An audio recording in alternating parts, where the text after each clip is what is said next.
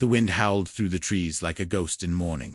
Rain pounded the tin roof of the garage like 1,000 tiny fists. And thunder cracked so loud it shook the floor beneath his boots. David wiped his hands on a stained rag and glanced toward the small window above his workbench. The storm outside was only getting worse. It had been a long day. Another customer cancelled, another bill slid under the door, and the leaky garage roof had finally caved in on his stack of tools. He exhaled slowly, trying to keep the knot in his chest from growing any tighter. Behind him, the sound of soft humming drifted through the garage, light and sweet, the kind of sound that could only come from a child who hadn't learned yet how hard the world could be.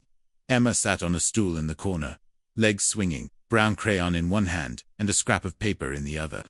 Her tongue poked out the side of her mouth as she concentrated on her drawing.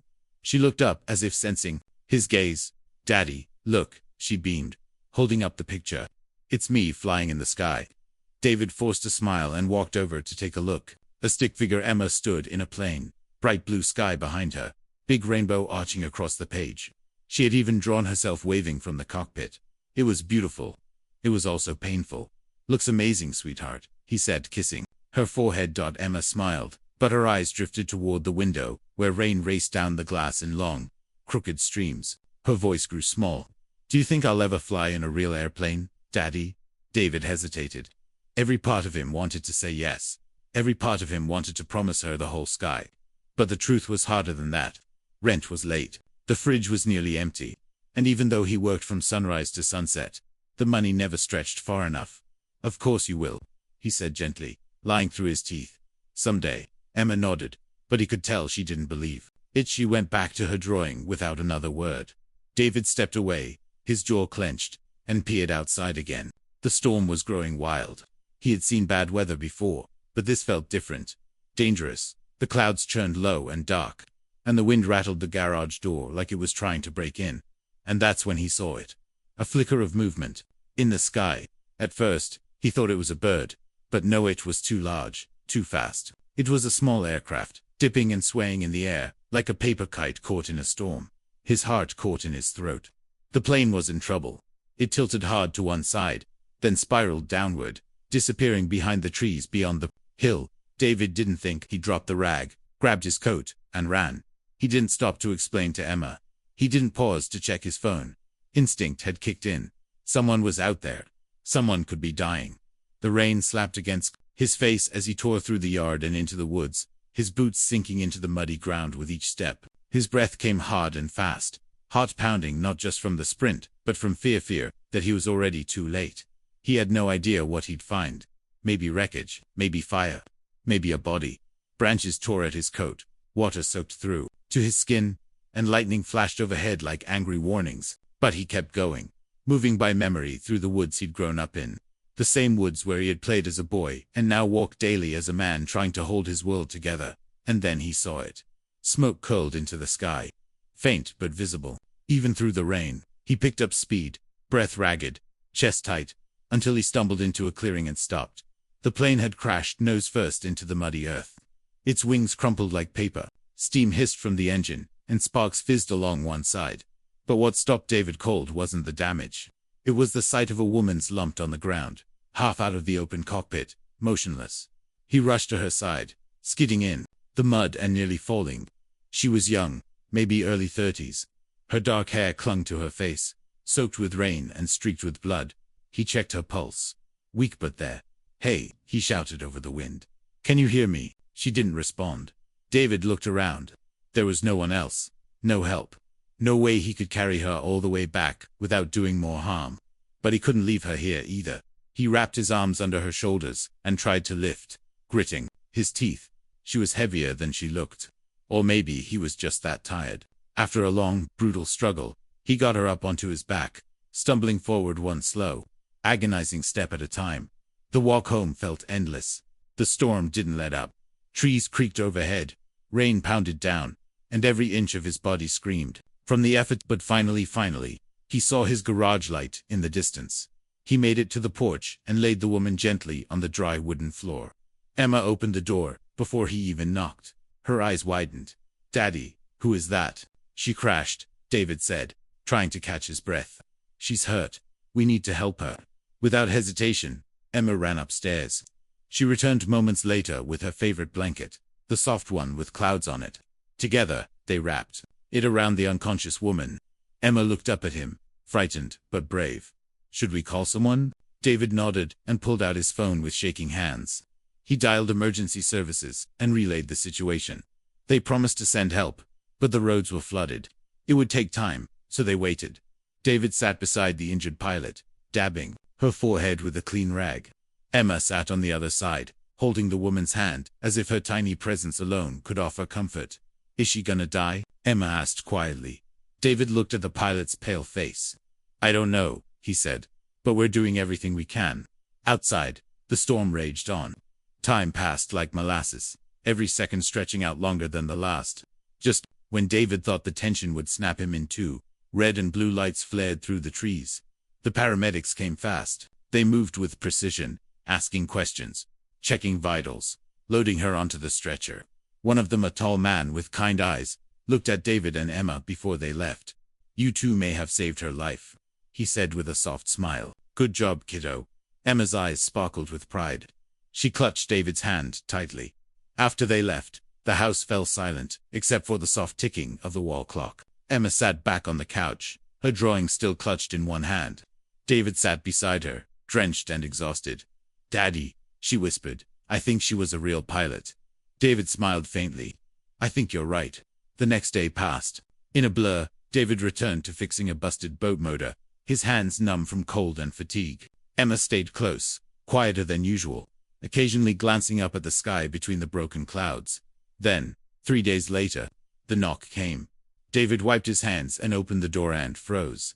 There she was, the woman from the crash, alive, bandaged, a little pale, but smiling. And behind her, a sleek black car idled, its door still open. "Hi," she said softly. "I hope I'm not intruding." David blinked. You're okay. Thanks to you," she replied, stepping forward. "I just wanted to say thank you. You and your daughter. You didn't just save me. You gave me something I'd lost for a long time, hope." Emma came to the door, peeking out, her eyes lit up. "You're the pilot," she said, bouncing slightly. "You were flying the plane." The woman knelt down, smiling warmly. "That's right, and I heard you're the brave little girl who kept me company while I was hurt." Emma nodded shyly. The pilot stood and looked at David again. "I didn't come just to thank you. I came because, well, I have a little surprise. For both of you." David frowned slightly. "Surprise." The woman reached into her coat pocket and pulled out 2 small cardboarding passes. "Would Emma like to go on a real airplane ride?" Emma's gasp was sharp and full of joy. Her eyes turned to David, pleading, hopeful.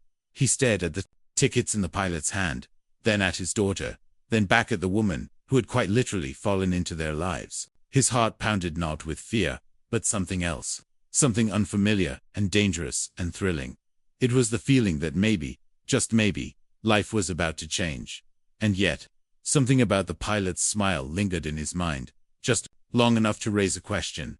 Because while he had been watching over her that stormy night, it turns out, she had been watching them too. David stood frozen at the door, the boarding passes fluttering slightly in the wind. Emma clung to his side, her eyes wide and sparkling. The pilot, still a bit pale, but standing strong, waited patiently, her expression calm yet unreadable. Something about the way she watched him made him uneasy, though he couldn't quite explain why.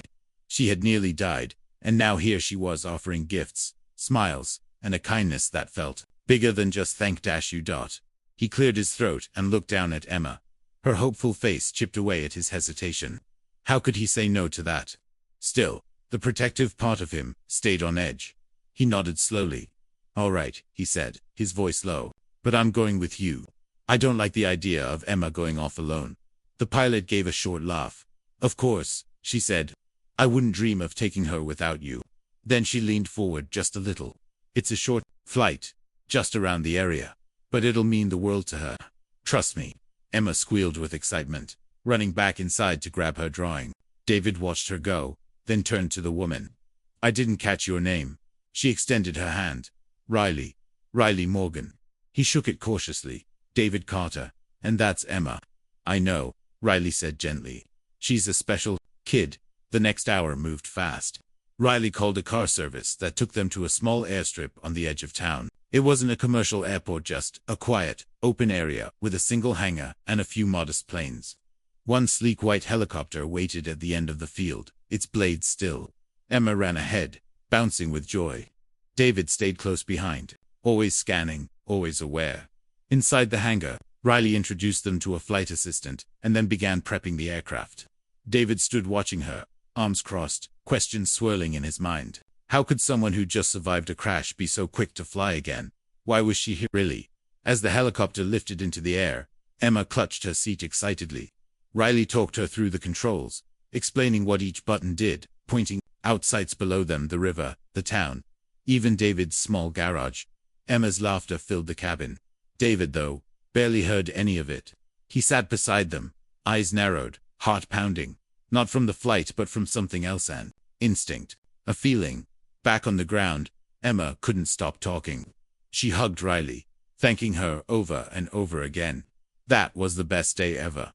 She shouted, "I want to be a pilot just like you." Riley smiled, then knelt beside her and handed her a small badge, one with tiny wings and a nameplate engraved with Emma Carter, Junior Pilot. David smiled despite himself. Riley was kind, generous, and clearly cared about Emma, but something in his gut still twisted. On the drive back, he noticed Riley glancing at them in the rearview mirror more than once. Her eyes lingered too long. Her smile faded the moment she thought they weren't looking. That night, after Emma went to sleep, David stood by the window, arms folded, watching the rain start up again. His thoughts wouldn't settle. Riley's sudden appearance, her generosity, the way she looked at Emma, the way she looked at him. He didn't know what to make of it. The next morning, a knock came at the door again. He opened it to find Riley holding 2 paper cups of coffee. "I hope you don't mind," she said. "Thought you could use one." He stepped aside and let her in. Emma came running down the stairs, still in pajamas, and threw her arms around Riley. "You came back." "I said I would." Riley laughed. David took the coffee and nodded a thank you, but his face stayed neutral. "What brings you back?" Riley's smile faltered slightly. "Can we talk?" David raised an eyebrow but nodded. They moved to the small table in the kitchen, while Emma colored in the living room. Riley sat across from him, her fingers wrapped around the coffee cup. "I didn't just crash near your place by accident," she said finally. "I was heading here, intentionally." David's brow furrowed. "What do you mean?" "I've been looking for someone," she said. For a while his body tensed. Riley looked down, took a deep breath, and then met his eyes. "Emma." The word hit him like a brick. He straightened in his chair. "Excuse me, I didn't know for sure," Riley said quickly. "But when I woke up in your house and saw her drawing, the rainbow, the clouds, it was almost exactly like the ones I used to draw when I was her age." David stared at her, stunned. I think she hesitated, tears forming in her eyes. "I think I'm her mother." The world went still. David stood, his chair scraping loudly. "What are you talking about?" "I gave a baby up for adoption 6 years ago," Riley said. "I was young, scared. I had just started flight school. My boyfriend left. My family didn't support me. I was alone. And I made the hardest choice of my life." David's chest tightened. "Emma's mother. She died. That's what they told me when I adopted her." "I know," Riley said softly. "I thought she was with another family. But something happened in the system. Records got lost. I spent years trying to find her. When I finally got the name Carter, I started flying out this way. That day, the storm. I was on my way here." David's hands were shaking now. You're saying you're her biological mother?" "I don't want to take her from you," Riley said, quickly. "I swear.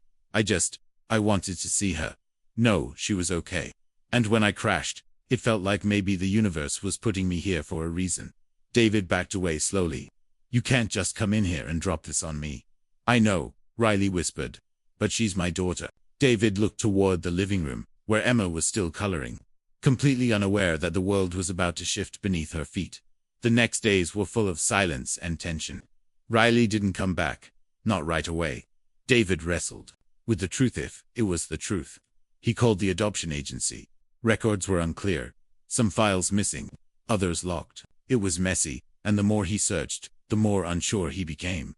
Then one afternoon, Emma found the badge Riley had given her, and asked, "Daddy, when is the pilot lady coming back?" David crouched in front of her. "Do you like her?" Emma nodded. "She's nice. She made me feel like I could fly." His heart broke a little at her words. That night, Riley returned. She stood at the door, not asking to come in. Just waiting. "I'm sorry," she said.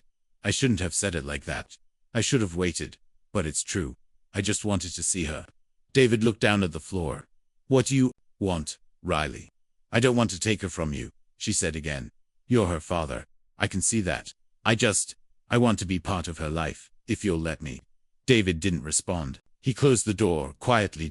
For the next week, he avoided the topic, but the weight grew heavier every day. He didn't sleep much. Emma started asking more questions. He could tell some part of her already knew. Kids always do. Finally, one Sunday morning, David woke up to find Emma standing by the window, her drawing taped to the glass, her little hands pressed to the frame. "I miss the pilot," she said quietly. "I think she misses me too." David knelt beside her. His heart was racing. "What if she was your real mom?" he asked gently. Emma turned. "Then I think she should have a chance." David closed his eyes. He wasn't ready. But maybe Emma was. He stood up, picked up the phone, and made the call. When Riley answered, her voice cracked with hope. "David." He took a breath. "Come by this evening. I think it's time we talk. All of us." And just like that, the calm before the storm was gone. Something bigger was coming. Something that could either bring them all closer together or tear everything apart. That evening, the sky was calm, the kind of soft blue that made everything look peaceful even when hearts were racing. David stood on the porch, arms crossed, watching the road.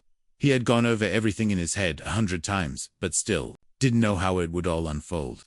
Emma was inside, nervously brushing her hair in front of the hallway mirror. She didn't know what to expect either, only that something big was about to happen. The sound of a car rolling up the gravel drive made David's chest tighten. Riley stepped out, holding a small box in her hands. She looked nervous but determined. David didn't say anything, just nodded and stepped aside to let her in. Emma stood by the kitchen table, her little face serious. When she saw Riley, her eyes lit up, but her feet stayed planted. Riley knelt down and gave her a soft smile. "Hi, Emma. I brought something for you," she said, opening the box. Inside was an old faded photo of a younger Riley barely out of her teens standing beside a plane, hand on her belly. The corners of the photo were bent, but the emotion was clear. "That's me, when I was pregnant with you." Emma stepped closer, her eyes wide. David watched quietly from the doorway, his hand tightening around the back of a chair. "I wasn't ready then," Riley said, "but I've never stopped thinking about you. And when I finally found you, it felt like life was giving me a second chance. Not to take anything away from you and your dad, but to be here, in some way, if you'd let me." Emma looked up at David. He nodded slowly, letting her lead. "You can be in my life," Emma said softly, "but I don't want to lose my daddy." Riley's voice cracked. "You won't, I promise." David stepped forward, finally finding the words. "Emma's my daughter, in every way that matters. But if she wants to know you, I won't stand in the way. She deserves that choice." Riley nodded, wiping a tear from her cheek.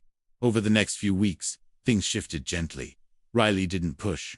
She visited once or twice a week, sometimes bringing aviation books for Emma, sometimes just sitting with her and drawing planes on scraps of paper. Emma loved it. David watched closely, protective as ever, but slowly, something in him softened too. The town started to notice the change. Neighbors saw David walking with both Emma and Riley on Sundays. The lady at the diner began reserving a booth for 3, and in David's garage, he began to rebuild not just boats but himself. Business picked up, thanks to a video Riley posted online, thanking a small-town mechanic, who became a hero.